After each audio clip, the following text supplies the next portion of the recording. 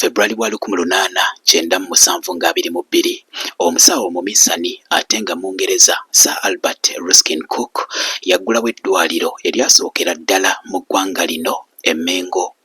Mu bbanga ttono yali ayongeddeko oludda we yajjanjabiranga amaaso era kigambibwa nti omuntu gwe yasooka okujjanjaba amaaso yali ayitibwa Elifaazi Lubindi eyali omutuuze w'e Kabalagala ekikuba mutwe. Lubindi bwe yaviira mu ddwaliro e Mengo baali bamuwadde ebirabirwamu bye yayambalanga ku maaso asobole okulaba ewala. Abantu baatunuuliranga Lubindi abamu ne beewuunya era bakira baawulirwanga nga batenda nti amaaso ga Lubindi geewuunyisa. Mu bbanga ttono nnyo abalwadde b'amaaso bonna mu Buganda baali bambala ebirabirwamu ng'ebya Lubindi. Bannaabwe baababuuzanga nti naawe amaaso gaafa baakuwaamu ga Lubindi? Munnange okuva olwo ebirabirwamu ebyo ebyambalwa abalwadde b'amaaso ne bikazibwako ga Lubindi n'okutuuka leero.